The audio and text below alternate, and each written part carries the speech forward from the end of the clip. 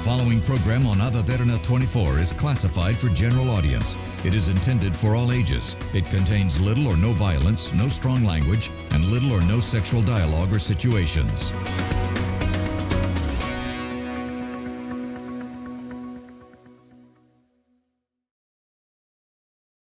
The following program contains opinions of the participants and does not reflect the views and beliefs of the Derana Media Network. The network believes in a safe space for all ideas to be expressed and on its duty to create such a platform for free speech. Viewer discretion is strictly advised.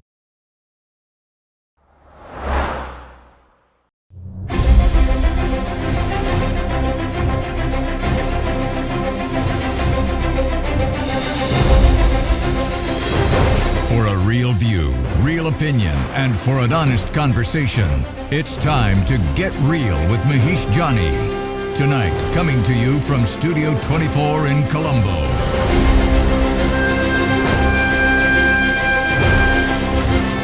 And a very good evening, everyone. Welcome to another episode of Get Real. Last week, we sat down with the Prime Minister at Temple Trees and brought you our returning episode where we spoke about a lot of things from economic to education and also everything in between, all the criticism that is being leveled against the government. The Prime Minister herself managed to give her response. And tonight also we want to sit down with a member of the government. This time around, the Deputy Minister of Industry and Entrepreneurship Development, Chathuranga, Abeysinghe. Welcome to the program. Thank you for being here. Good to see you. So there is a lot to get through. So instead of having an elaborated introduction, I'll get right to it. Minister, 10 months down. Last September, you all came into power. We're end of July. Here we are. How do you see the progress in terms of making sure that the promises you made prior to the election, and after the election, after gaining power, people continue to say there's a mismatch? Are you getting to the promises that you're trying to make, or what exactly is the progress, and how do you analyze that? Yeah, I think the promises were very clear in terms of what we want to do within the next the 5 years that where our manifesto was presented. The direction for the country was given in writing probably for the first time in a country where people can refer back to what was said and what needs to be done. So I think the main priority for the government was to bring in the economic stability, where even in this stage also we discuss how challenging it would be to do the debt restructuring, how challenging will it be to get the IMF to move forward with the IMF, because we were kind of negative towards IMF all this time, and how do we get the inflation, interest rate, exchange rate in a stable mode where the investments can rethink of Sri Lanka. So I think if you really look at that particular requirement was well managed, I would say. I think we couldn't have done better. So if you really look at the economic climate from a macroeconomic perspective, that has happened. And the other promise that we gave was that there would be a significant change in the political culture, where we would be more approachable, we would reduce the wasteful investments, we would prioritize our expenditure into the right places. So I think even within the budget we were able to do it. Even the budget was limited to a 13.5% expenditure target. We were able to allocate the funds to where it's really required. Looking at the minority communities, looking at the marginalized communities, looking at the industrialization, transport, health and education, we were able to allocate significant amount of funds. So I think from that perspective now it's about the implementation stage. So if I take last 10 months, what happened towards the promises, very clearly the two promises of a political culture change and also getting the economy stable and moving into the growth phase, it has happened. But there are few things in specifics that we would have failed to do in terms of reducing some of the indirect taxes. That's why I was saying we're going to head. Yeah, so I think those are things that is our that is our intention, because basically we are the only party who kept on saying that this current tax structure of the country has to change, because currently we get 80% of our revenue from indirect taxes and only 20 to 30% is direct taxes. So this has to change. So for us to make that change, there are significant structural changes that needs to happen on the ground, which is taking place. I'm happy to say the tax collections have increased by 18%. So the laws that we are enacting now in terms of the Illicit Asset Recovery Act, and then the rigorous follow-up from the inland revenue. So there are more direct taxes that is being collected. So as much as we reach those targets, I think for the audience we need to explain in this in a simpler way. So in a country where similar countries like us and even developing nations, their tax collection is about 21% to 26% of the GDP. So when we took on the government, we had 13.9. Our target is 15.1 for this year. So basically there's a lot of room to improve the indirect tax collection, especially based on the assessment of assets, assessment of vehicles, and you would see a lot of bribe and corruption related inquiries are taking place. So these are the means and ways that we can bring people into the tax net.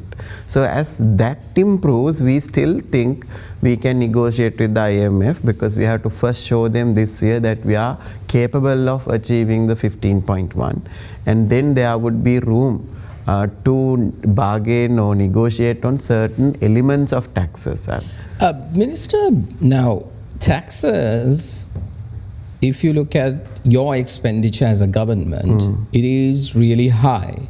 In comparison to other government, it has come down, yes, but still in comparison to the budget and also in terms of how much you have put towards development and all, still it's at a higher rate. The reason I'm asking that question, yes, it has come down, we accept that, but the person on the ground, people who voted for you, the ones who gave you the power, the ones who gave you the 169 odd seats in parliament for you to take the 2/3 majority, the super majority here, not even just a simple majority. Yeah. So all those people are still waiting on what's going to happen to their lives. When is the cost of their expenditure? Let's say for how much they have to spend on groceries, how much they have to spend on their livelihood. All that in comparison to the income that they're getting, this still has not changed in terms of that huge gap still exists since the economic crisis banged us in 2022. So since then, one of the biggest reasons why you all were brought into power to say is that we are done with those two. Yeah. We are tired of those two, the broken promises. We need a relief. Yes. You were the relief. Yeah. So when is that relief going to come? So relief is going to come through the economic growth perspective. Now, if you really look at the good thing for us, at least the inflation has been stagnated at a 0.1% or below. So since our government came in, there is no real escalation of expenditure. But if you really look at the income perspective, we have 1.3 million government servants. Their income increased, right? Now we have brought in a private sector reform as well. So there's an income increase from a regulatory perspective. But if you really look at the real income growth, you need to see businesses are taking place, there's more cash circulation in the country. So basically what we are seeing is that is happening. Now if you really look at the net to net the cost of particular goods, it may have not come down, but the economic activity has grown where there are more economic opportunities. If I come back to your initial statement of expenditure being high government, I don't think we should now debate on that, Mahieash, because now we are in IMF program. That's the right. Okay. So our expenditure is fixed, our revenue is fixed. So there is nothing called it's high or low. It's a place that we would have to sustain. If we can expend more, we would love as a government, but we can't do it. So what we did was, we at least allocated 1.3 trillion for capital expenditure. So what does that capital expenditure, if we are able to spend all that during this year, is going to go back to the economy. Now, when you say the construction is moving, when the economy, the cash is distributing, that is where people will get more and more money to the hand. Now, if you really look at last 3 years, nothing happened on the ground. On capital expenditure. Now the roads are getting built, the construction is taking place. There is more economic activity that is happening around the government expenditure. So I think as a whole there is progress, but yeah, there can be sentiments to say that, you know, we expected a significant reduction in fuel prices, we expected a significant reduction in all. But those are promises you made. Not promises per se. We said this is what we want to do. That is our purpose. So 1/3 reduction in power is a manifesto mandate, and it's going to come over a period of time. It's not going to happen overnight, right? And then if you really look at, we said yes, we will take VAT out of essential goods. We were able to take it out of milk only this time. So we have to keep negotiating to go back to that 140. And that I want to get into the entrepreneur side of things because that is your subject. But before that, very quickly, if you can respond to me in terms of this IMF program. One of the things that we heard, not immediately prior to the elections, but way prior, is saying that IMF is not the path for us to go. We need to get out of that entire mentality, because that is not the aim towards growth or development. But that government went with a program, so you all are stuck with that particular program. Now, we heard that the president told those representatives, find a better way of helping our people, because continuing this particular path means taxations are going to go high. And that taxation component is happening right now. So how are you, because whatever said and done, your electorate, which you are most responsible for, when you go back to the people will ask, Minister, can't live, can't do this, can't do that, because taxation is now getting one layered on another to another, with again on top of that. What I'm trying to tell you is there is a double taxation, indirect taxation. So let's say if somebody is paying VAT, the person who is paying VAT when they are putting the products, when they are purchasing the product, they are paying VAT, then they're selling the product, again VAT. The persons who are buying it also getting VAT. So there Not is like, you know. Exactly. I think VAT has been there for many years. Exactly. So what I'm asking is, how do you slowly get out of this? I mean, do you have a plan to get out of the IMF program? No, I think IMF program, what we've agreed is a 3-year program or a 4-year program for us to allow to stabilize and start repaying our debt. I think that's very clear. So what we clearly said in our manifesto, we will go ahead with the IMF agreement. So when you say go ahead with the IMF agreement, there are thresholds to manage. That is a government expenditure, there's a capital expenditure, there's a revenue target, and these are the actions of the government is, the reflection of the actions of the government is within this framework. So basically what we are now very clear is this IMF agreement is also giving us stability, so we have achieved. Now even the recent discussions with IMF was to see how do we fast track the growth. So when you say fast track the growth, it's about incentives, tax benefits, industrial support and all those things. So I think those are slowly picking in, because now we have stabilized the economy faster than anybody expected. It's not only due to what we did in the last 11 months, but obviously the previous government has done some hard work during that period. So we are ensuring that the stability to growth is moving. Now, for example, now IMF was very clear to say that no tax incentives, right? So, but we were able to negotiate and tell why it is important to provide the incentives that were promised to the large investments in the port city. So now we've got that consent. Now we were recently, there is the story saying that you all are going to stop the tax incentives. Not exactly. Now the four investments we have got, we've issued a gazette for the one of the large investments, which includes in housing scheme and a shopping complex and probably a iconic building that's going to come up. So likewise, now what IMF has said was that Sri Lanka has been giving irrational ad hoc tax holidays. which is true, no, Mahesh? Okay. If you take last 20 years, we have given some companies 20 years, 10 years without a rationale. So that is where the Investment Promotion Act will come. So what we are proposing now is, based on the industrial requirement, based on the country's requirement, based on threshold, there will be tax brackets. So there won't be like ad hoc tax brackets. Now what has happened is, now we have agreed for special economic zones, and the expectation is the tax holiday they given to the special economic zone will apply to the investments also. Now for example, good example is Eraur fabric processing zone. Now when we came to the government, the Eraur fabric processing zone was, the investors were promised a 15-year tax holiday.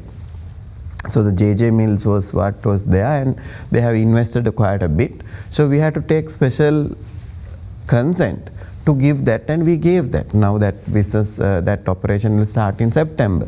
So likewise, we are again regularizing what has happened. So going forward, there will be a very clear tax structure for Sri Lanka, for based on these particular investment thresholds, based on these particular investment areas, that there would be incentives provided to, especially for foreign direct investors. Likewise, now from Ministry of Industries, we are looking at possibilities of getting a particular concessions for the local industries as well. Now if you really take, if somebody want to start a manufacturing operation here, he still has to bring his machinery with tax. Right? So there are no proper incentives in place. But again, now it's a matter of us taking a particular portion of revenue which is due to the government. So for that, the Ministry of Industries has to counter that argument and say, you know, this is the income generation that's going to take place. There will be more EPF, ETF, there will be more exports. Therefore, we need these concessions. So basically, within this year itself, there will be a very strong, stable, long-term policy or a governing act on investment promotion. In terms of investments, now one of the crucial accusations that continuously occurs from foreign investors towards Sri Lanka is saying that doing business in Sri Lanka is, I mean, that is the hardest thing on the planet. Yeah. Might as well go to a regional country and get a better deal. And that has been our bottleneck here in this country in many administrations. How is that changing under your administration? So number one is the biggest reason why investors did not look at Sri Lanka was the Sri Lankan the policies were inconsistent. You know, why should I invest? And what kind of long-term growth plans the country has, it was kind of unclear. I would say still it's little unclear, but still we are trying to work on a particular program to say these 7 or 8 industries what we want to do, and this is where we want the investments. We are trying to make it clearer. And apart from that, the biggest issues, if I may say, one was the land. So currently, even now, if you go to BOI say you go and find a land and come back to us. So that is a nightmare for investors. So that is the first biggest problem we are solving. So because we don't have enough industrial plots in this country. So that is why there's 1,000 acres that will be added this year. But if you go up towards the north, you have plenty of. Yes, we do have plenty allocated in the north and the east and the south. Now why wouldn't investments come there? The rest of the infrastructure is not there, and the port is not there, air connectivity is not there, it's not a livable area, there is no schools, there is no health, there is no international schools. So if you really look at, everybody is demanding Colombo. Now with my ministry, I have 170 odd investment requirements in my table requesting land from Western Province. So that is why we are trying to build some space in Kaluthara district, but that's a long-term thing. What I'm coming back to the investments, the land was a problem. The other one was that where should I go to? So BOI does not go to the other end to talk to the environmental authority, the the customs to all that. So there are so many approvals need to be. Now we have put an investment committee under the president himself. So it includes a few consultants and also ministers. So they meet every other week and look at the prioritized investments, which all the investments that come through to us, which we find it like important, we push it back to that committee. So with that committee, with that blessing, there's a kind of a single window now where it will go to real places and get this through. I'll give you one example. If you would have seen last 2 weeks ago, there was investment approved for a laboratory from US with a $15 million. And this discussion has been 3 years due. So this investor has come and gone back 2 times. Right? But given the importance of this, because every industry in Sri Lanka is suffering from not having a laboratory. So all of us with one voice told the president and that team, this is the investment that we need now, because all the industries doesn't have a laboratory that helps them to export and all those things. So likewise, when we prioritize, there is a team now who's looking at it, and rest of the ministries are coordinated. But this is again a physical, manual, not good process. But going forward, there is a single window digital process that is going to take place. But for that, we need to digitize about 17 institutions. Talking about digitalization, and I know that is a key pillar of your government's development program. If I give this example, if you look at Starlink, Starlink met the previous president, and Starlink is now in Sri Lanka within a very short period of time. So what I would say is, apparently the assumption is that you need to know the hierarchy of the country in order to get anything done. Is that the same with your? Because right now, if an investor, unknown investor, let's say he does not have a portfolio like Elon Musk, okay, he comes to Sri Lanka, has the good money, where does he go to? He goes to BI. And then what happens to him? Because just like you said, go here, go there, find this, find that. I think that is not there. So everything that comes to Ministry of Industries also be routed through very specific things. So there's a clear indication, but good that you asked this question. I can explain to everybody who's listening. In Sri Lanka, an investment process is not so clear on a paper, right? So if you are intending to export 80% of your goods, and if you are able to invest $100,000 or more for IT, $150,000 or more for agri, and $500,000 or more for industries, your place is BOI. Right? You should not go anywhere, right? So when the BOI comes, I'm pretty sure the current team with the chairman will ensure that rest of the dots are connected for that person. But if you are doing anything local, if you are doing for the local market, and if your investments are below that threshold, you come to Ministry of Industries. So we will take care of it. So that is how that needs to happen. So you don't have to come through the president to ministry, or you don't have to come through a minister to ministry. You go to the counter, and what's going to take place is that we have empowered our officials to take care of it. But at any point, if you feel it's stuck or it's not moving, obviously at this point the political sphere has to step in. So does that mean that the political sphere, want to get out of this entire process and let the private sector, or whatever the target structure? I'll give you one example. So why you mentioned digitization. Now there is no interface that shows me what came to BOI. There's no interface that shows me from BOI it has gone to Land Ministry, to the Environmental Authority. There is no digital track of it.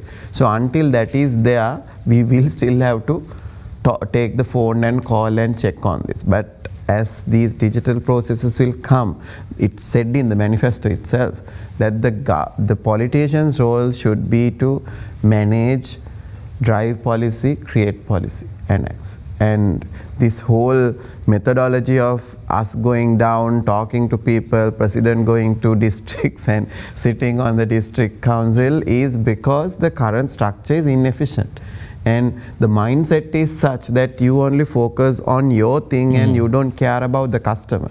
Now, Unfortunately, how we have structured is if you go to a particular institution and if that institution says this is nothing to do with me, he will say you go to the other place, but they don't take that initiative to set up, call that institution, talk to your colleague, secretary and say, you know, this person came to me, I think you guys should be sorting this out, let me fix you a interview, like a meeting, and then I will give the investor, you know, I have already scheduled your meeting at the Ministry of Environment. So basically what you're saying that is orientation is not there. The government has to adopt the customer service aspect of things, government is which is lacking at the moment. Yeah. I want to talk about a little bit about how we are going to attract investors into this country. I mean, it is good that you are making the changes, but then people out there should know about it. Yeah. And they should be, you know, looking at Sri Lanka as a viable option that they can come here and actually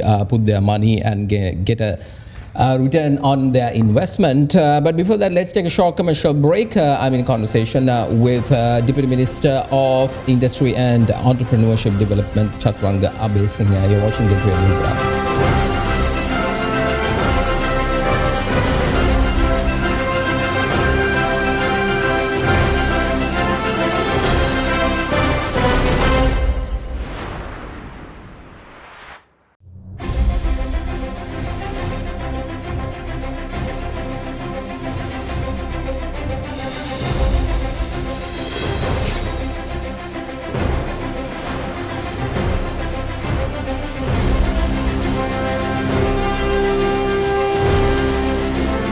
Welcome back everyone to Get Real. I'm in conversation with the Deputy Minister of Industry and Entrepreneurship Development, Chathuranga Abeysinghe. We're talking about how to make Sri Lanka attractive for investors to come here and bring in their money, their dollars and their resources so that we can actually develop as a country that we claim to be like the Singapore version of things. Well, if we can go beyond that, that'll be the ideal result.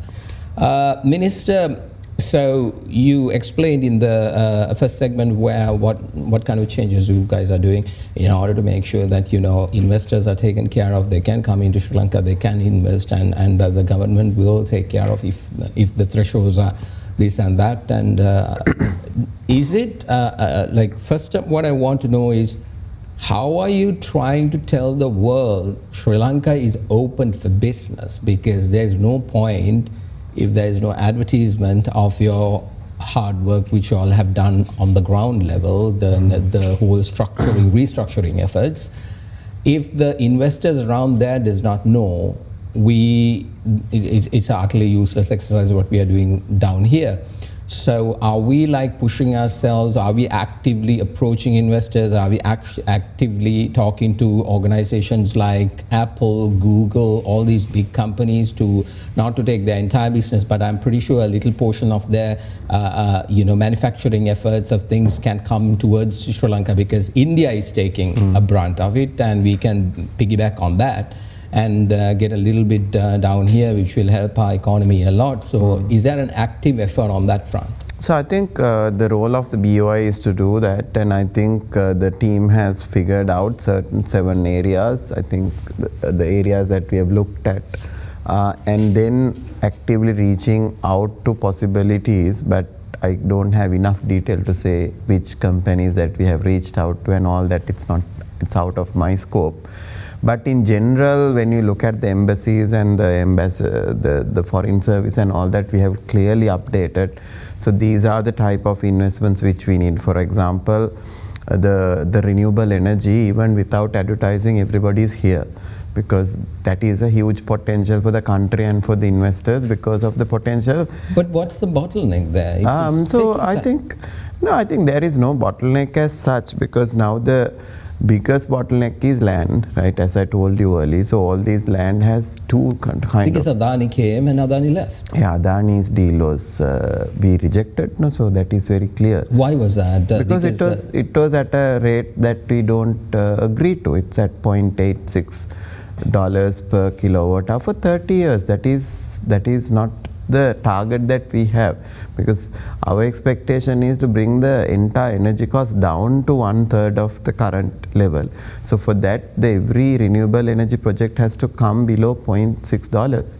So anybody coming and pitching, and it was unsolicited, and there is no reason we should entertain such investments. And this government is very clear that we will go for bidding processes. And the renewable energy, even yesterday there was a 110 megawatt solar thing opened, I think last week. So there is in the funnel. What is lacking now is the strength of our grid. Getting the lands cleared through various reasons. One is environmental issues, the other one is the people issues. So that those, and then there's a public pressure on certain areas. So that keeps us, waiting. But apart from that, if you look at the lineup of investments, we have even got a huge project on the green hydrogen project also for Hambantota. But again, all these investors are lined up. It's just that how fast that the government can facilitate, that is the problem. But apart from that, electronics assembly, vehicle assembly, tourism, value-added agriculture, fisheries. So there are a lot of opportunities, and also including marine services, shipbuilding, intraport, re-exports. Those are the future investments for Sri Lanka. And those, we are creating the platform and making it clearer to the investors. So without clearing land, without having a good investment policy, I don't think we should go out there. When can we expect that? I think end of this year we will have all these, because the government is working very hard on policy, and where people might not see it. The efforts on the land reforms, efforts on the policy reforms, efforts on acts that is needed. Now, for example, Anti-Dumping Act and the Countervailing Act, that's gone. The national tariff policy is going to come through. And there are various infrastructural changes that you need before you go and, promote. Now, for example, now if I go to Google or Samsung, what do I offer, because my incentive policy is not agreed yet, right? So that's the holdback. So I think by end of this year we will have all these things ready to fly. Entrepreneurship development is another focus area with regard to your line ministry. One of, how do you there are two sides of things where, we talked a lot about the entrepreneurship outside of Sri Lanka, but locally there are a lot of people who also wants to get into this industry and basically create jobs. What kind of support are you giving towards them in order to develop? Because one of the things they don't understand, if you look at, there are really successful companies in Sri Lanka, then there are startups. Yeah. Startups, the people who do, when we speak to them, one of the things that they keep telling us is that, well, the guys who have done it before never speak to us. There is no support from their end, nor do anybody gives us anything. So we have to do, maybe watch a Google, YouTube video or something, how to be an entrepreneur. But it is the government's responsibility in order to facilitate that kind of a linkage and to help them also to come onto this platform, because it is also really good. Now, if you take the hotel industry, Minister, during the COVID time, it was the local people who actually went and saved that industry when zero tourists were coming from outside. So when we have such amount of resources within towards entrepreneurship, what exactly is the plan of this government? Yeah, so I think we've had we've looked at entrepreneurship as ad hoc outcome. So actually entrepreneurship in a country is a process. So the process that start from education, a process that start from having a formal structure for entrepreneurship, a process which also enables entrepreneurs to access capital and markets and knowledge. So if you really look at Ministry of Industries was established to do that. So we have 5 institutions which has been working in isolation, doing the same thing over and over again. Industrial Development Board going and teaching people to create candles and soap. NEDA is doing the same thing, SED is doing the same thing, National Productivity Secretariat is also trying to help entrepreneurship. EDB It's doing.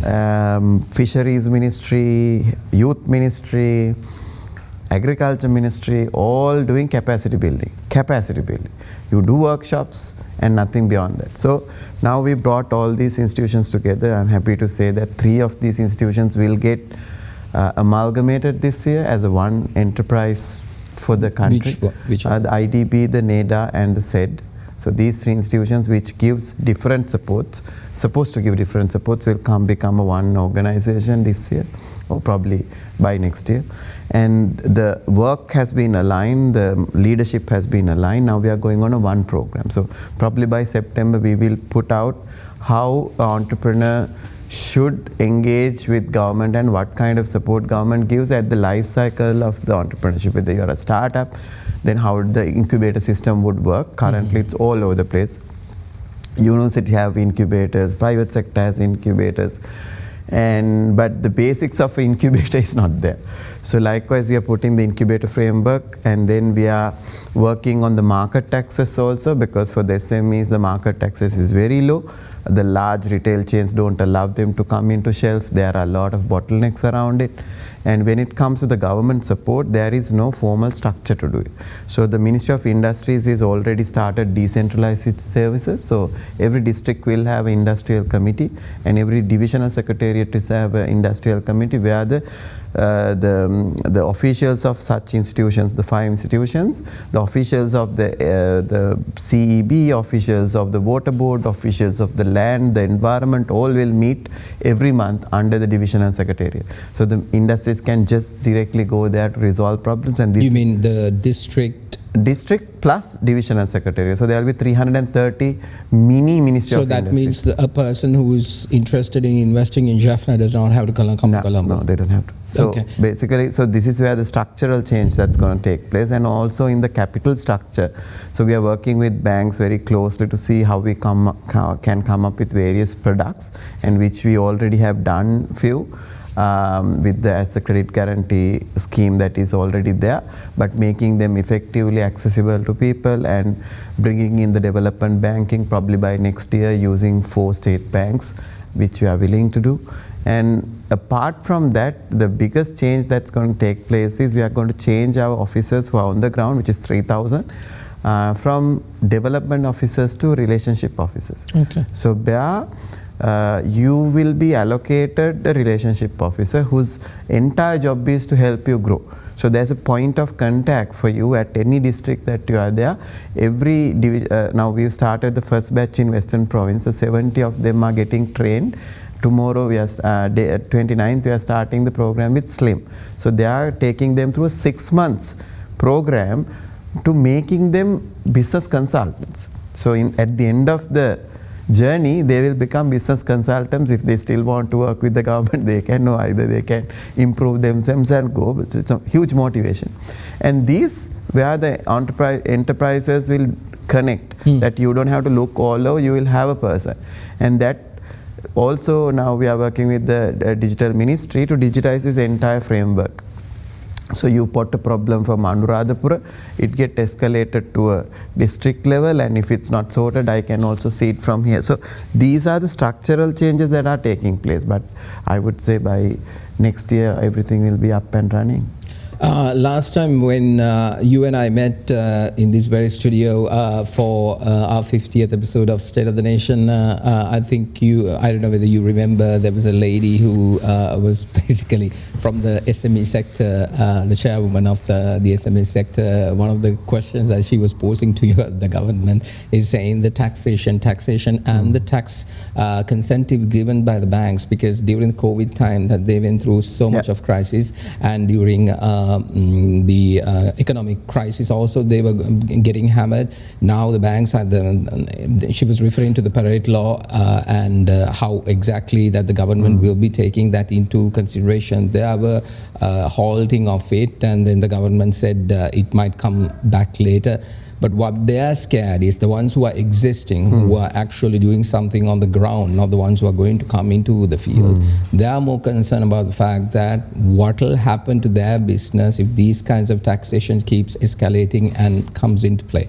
Is there any truth to that, or what exactly is the situation? I think it's a little vague statement, because taxes are very crystal clear now. Any businessman who's operating in Sri Lanka has to understand this is how we have to go for few years, because nothing's going to come down, right? But we can guarantee nothing additional is going to come on top of businesses.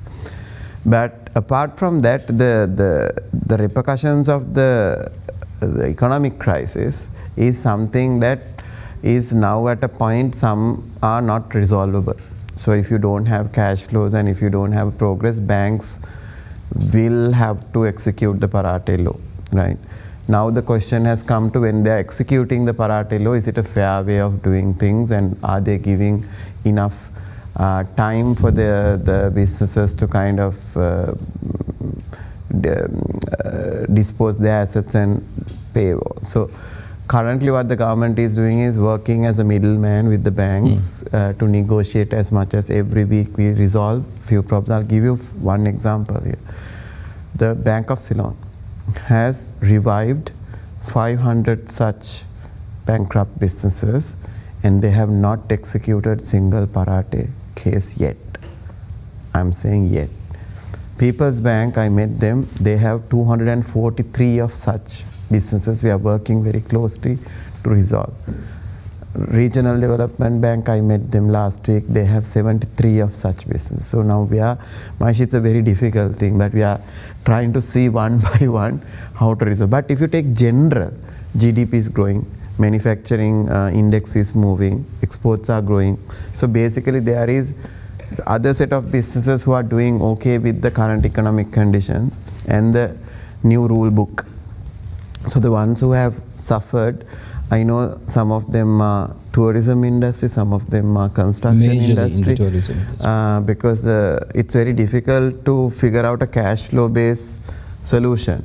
So at the same time, from the ministry, we are also looking at to see whether we could set up a equity portfolio where some of these businesses have shown their willingness to divest rather than letting the asset being taken over by the bank. So the few banks have also opened up to have that conversation. If you can, I mean, if the people who are living abroad, rather than you starting a greenfield business in Sri Lanka now at this situation, trying to get land approval, that approval, and we have businesses who has got all those things, but having problems with working capital, problems with banks, so that you can infuse some money, not big amounts, and agree on an equity stake. So I think those are the solutions that we are looking at now, but it's still a problem for the ones who have got distressed with the situation. I want to go back to startups, because this is one of the key areas that our younger generation is very much interested in, and the people who are coming towards startup, the youth of this country is not exactly as high as we would like them to be. It is very low, because one of the biggest problems that they have is capital infusion into their businesses and trying to figure out how they can bring investors. Another thing, another question, there's a two-parter where I want to know is, now once they start establishing a business and start earning from abroad, that money does not come back to Sri Lanka. So most of these big companies park it elsewhere, and that dollar earning is not coming to us. India has a completely different policy. You have to bring 100% of your earnings back into the country. If not, you will be, there'll be other kinds of repercussions for that. Sri Lanka does not have that. We were saying for quite some time, saying that we will implement it, but this much of percentage, that much of percentage. And if you really look at the number of businesses that existed in Sri Lanka in terms of operating overseas and earning money from overseas, the 2022 crisis is actually a joke, because there was so much of money outside of Sri Lanka. So is the government, like especially in terms of when you are dealing with these kinds of investors and bringing them in, how are you ensuring that the money earned by people from Sri Lanka, resources from Sri Lanka, basically the entire structure from Sri Lanka, the one that you all are investing right now, we get the dividends back, we get the benefits back? No, I think the law is not as such that you can't keep everything out. But for example, there are industries which are very difficult to monitor, like the IT industry. But anything to do with manufacturing, the cash has to come. Now central bank is monitoring, and even for us to provide awards and recognitions, we are checking that, right? So the money that the invoiced money. The problem that we are having is that we don't have that transfer pricing audit scheme like India has, where the invoicing can be checked, right? So I think that is a step that government will have to go further with certain laws. Are you all thinking in that manner? Yeah, I think we should do it, and I'm not sure whether it's in the table at this year, but I think the ability of a government to do that transfer pricing audit and then assure that it's a arm's length transaction they are doing is something every country has to do. So that's why when, as you mentioned, if it's done in other countries which part of the global trade, then we should be doing it, and if it's the right thing to do, this government will do it. But for the moment, all the manufacturers especially has certain amount of export proceeds coming in that is being monitored, because if you invoice something from here, that has to come in. They have to also show that even before they send out other money for capital goods or working capital goods, that's happening. What's the discussion is, Mahieash, is not about the invoice money coming back, whether you are invoicing it right. Yeah. Right now, for example, for IT firm, you can charge a European client at $40, and you get the money to your Singapore head office, and you transfer $20 to Sri Lanka. So that's might be happening, but it's a quite difficult process at this current government structure and the policies and the teams and the experts we have to do that. But for manufacturing, again, it's an arm's length transaction that needs to take place on the global standards. So I think we have to strengthen that, but I don't see that we've done enough during the last 8 months. Let's take a short commercial break. I'm in conversation with the Deputy Minister of Industry and Entrepreneurship Development, Chathuranga Abeysinghe. We've been talking a lot about developing Sri Lanka, developing the industries, and also bringing in entrepreneurs back into the country, and also how the government is actually helping the ones who are existing here. Let's take a short commercial break. You're watching Get Real. We'll be right back.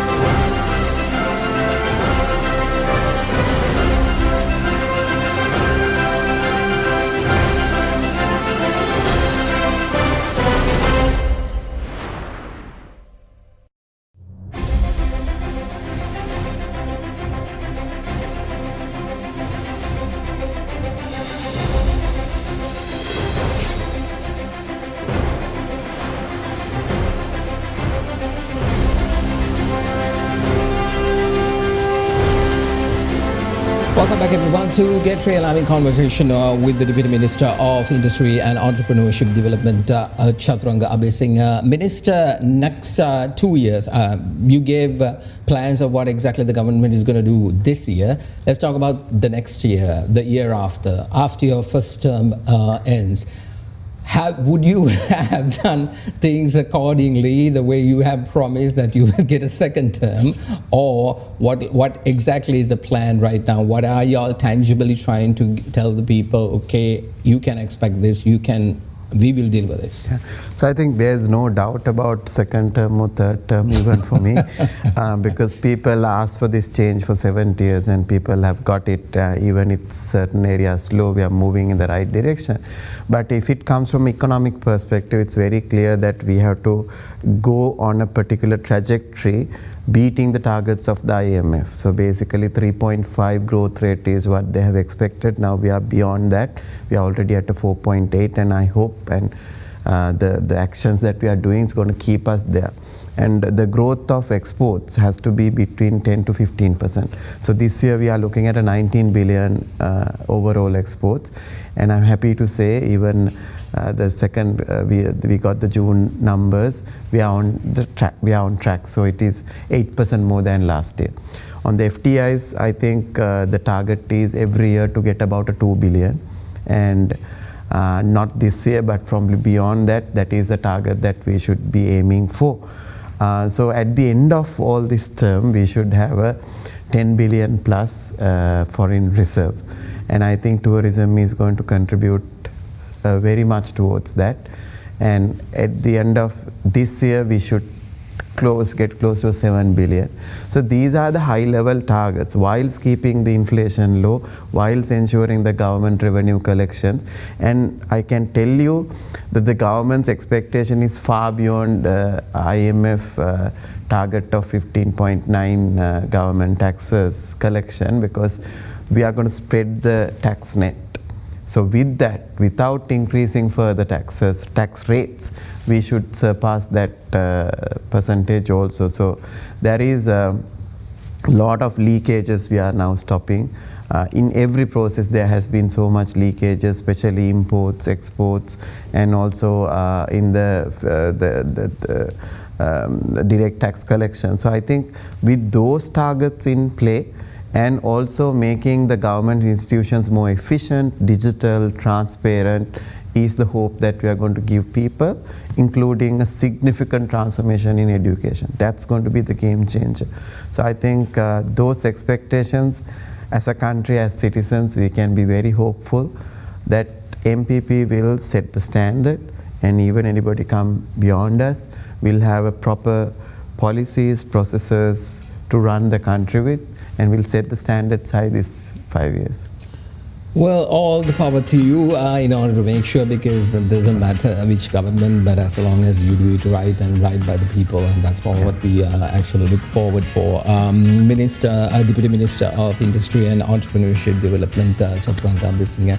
Appreciate it, sir. Thank you very much for taking the time and coming here and explaining exactly what you're doing, what your ministry is doing, and making sure that you actually have a candid conversation and an open conversation. I really sincerely appreciate it. Thank you for the opportunity. Well, that's all the time we have for you tonight. Thank you very much for joining us again. We'll be back again next week with another episode of Get Real, Monday at 7 p.m., where we will have real views, real opinions, and for an honest conversation. Thank you very much for joining us. See you then. Bye for now.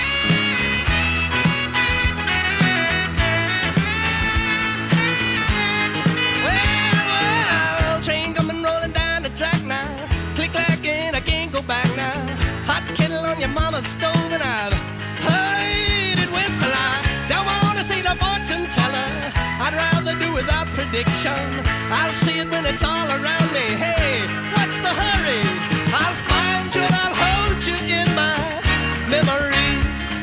And once again I'm living in those harmonies. The sweet love that you give sure goes a long, long way. And I